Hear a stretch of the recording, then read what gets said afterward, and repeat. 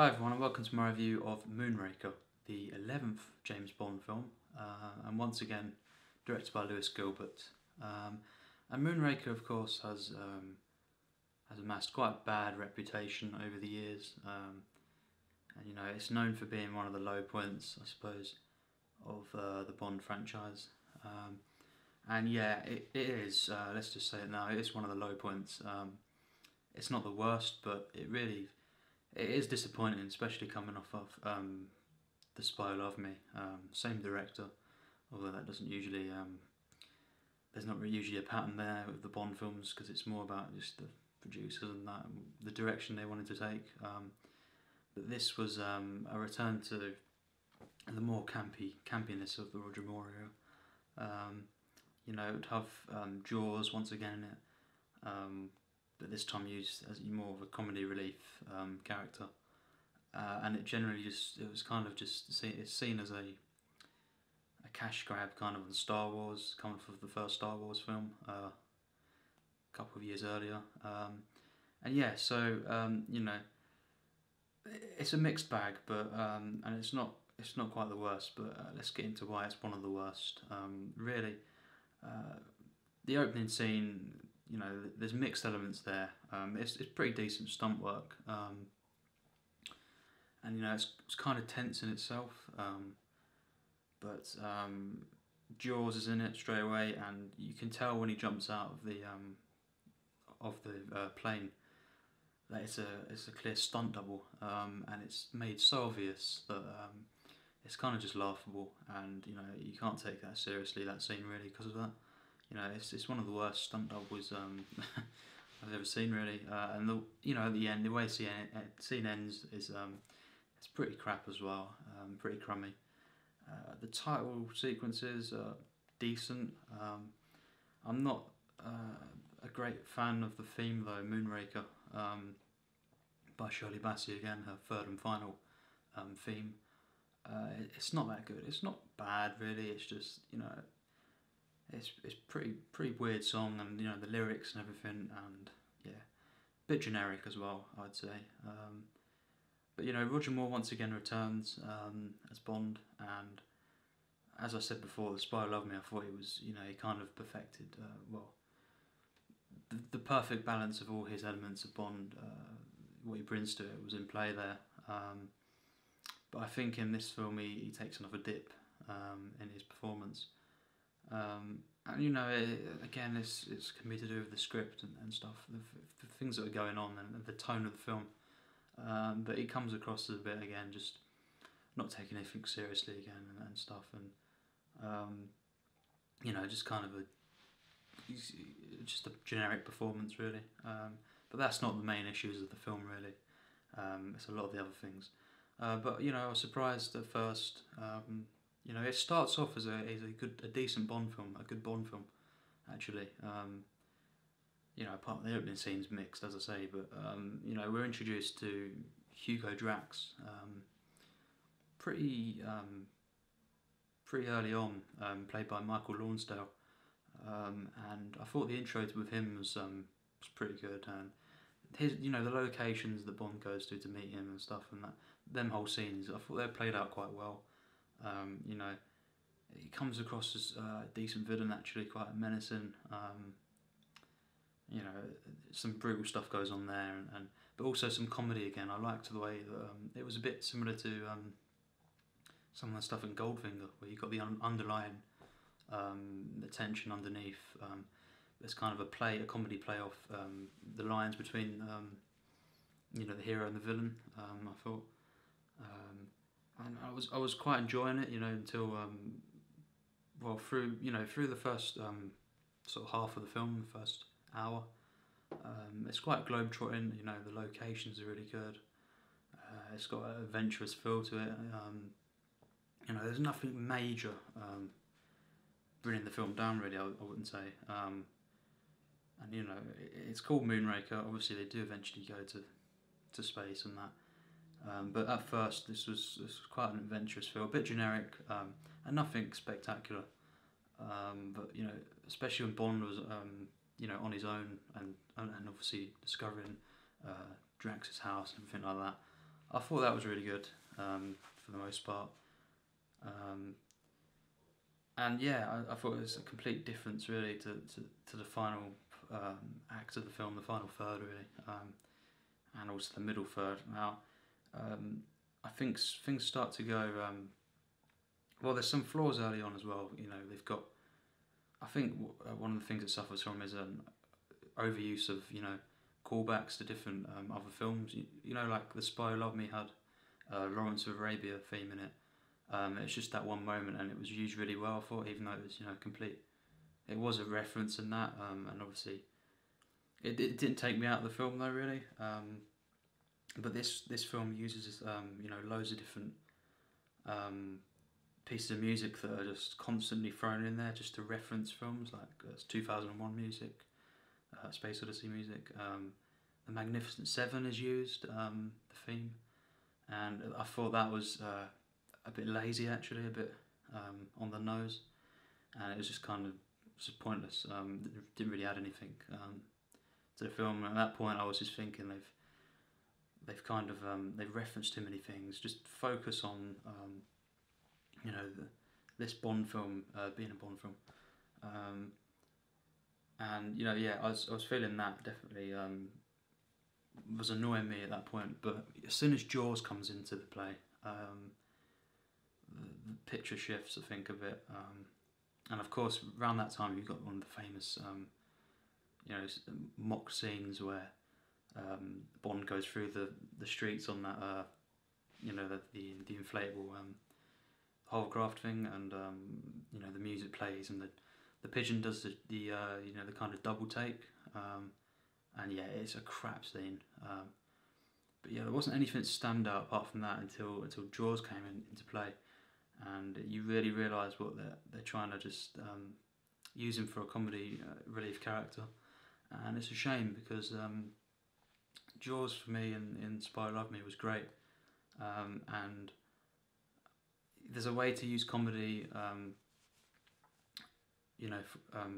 comedy effects for a villain, but still keep him as a threat, and as a villain, as a menacing character. But the comedy used in this film completely undermined him really from the first scenes he was in the parade at night. You know what I'm on about when you see it, and consistently just keeps getting more and more just stupid what they're doing with Jaws, and it is a real shame because they're originally planning, I think, to go with a full on reprisal of like an evil, a menacing role, full on villain really, but I think there was something to do with fan mail that someone received, Lewis Gilbert, and he kind of gave in to the fans saying they wanted him to turn good, and he does turn good in it, and it's kind of pathetic really.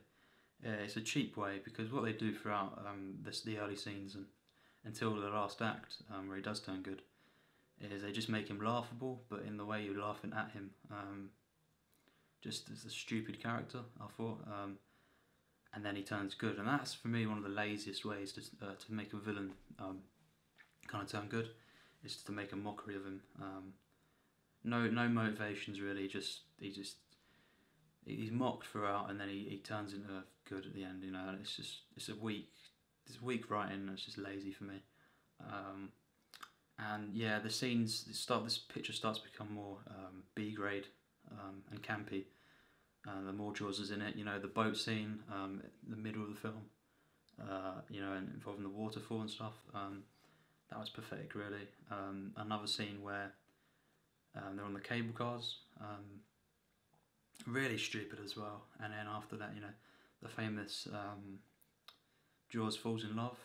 It's just pathetic. It really is pathetic. It's funny at the same time, but because of how stupid it is, really. And you've got that generic love music playing. It's just stupid. They ruined the character for me of Jaws in this film. And while it is funny in a way, it's a shame. They should just not have included him in this film, because it ruined what was a great villain really, for me. And Michael Lonsdale as well. You know, towards the end of the film, he becomes a bit. You know, you can't really take him seriously. But Jaws in particular, and the scenes he's in, you know, it's not good. And things go from bad really to worse, I'd say, in the last act.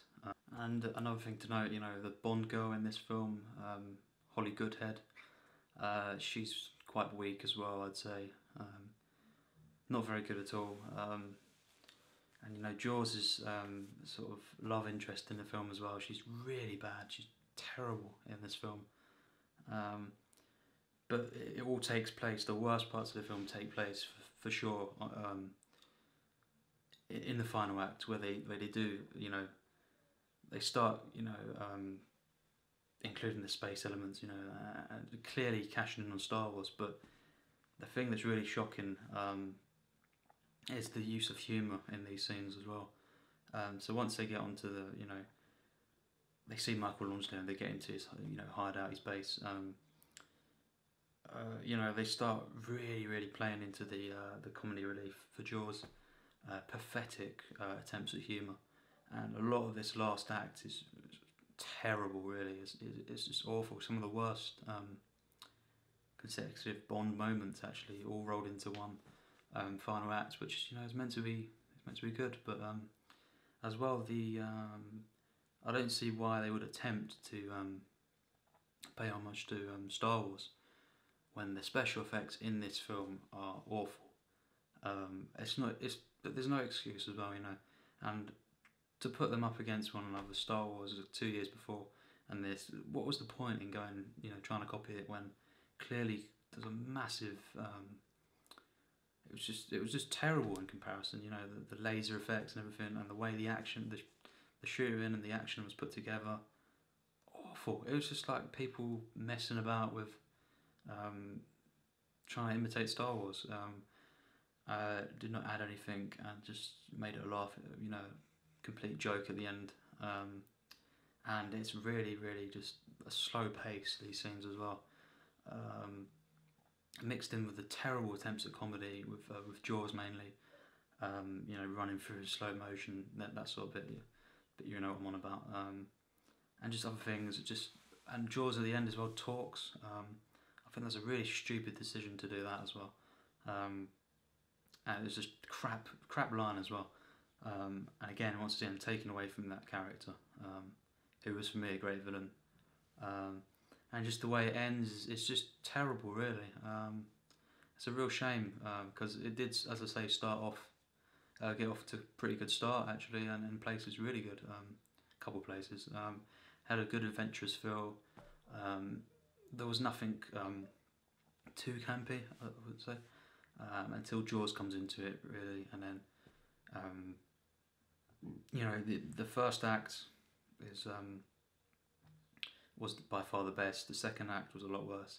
The last act is pretty bad, pretty shocking in places. So yeah, no, it is one of the worst Bond films for me. It's not quite an awful film, bad film. I say it's mediocre. Because it has got a lot going for it in that first act, and yeah, it's just not on the level.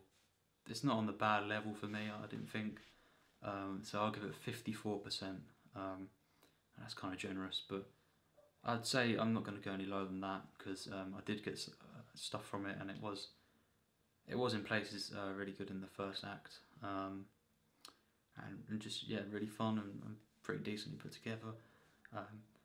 But most of the other parts of the film, you know, especially from the hour mark onwards, take a bad turn.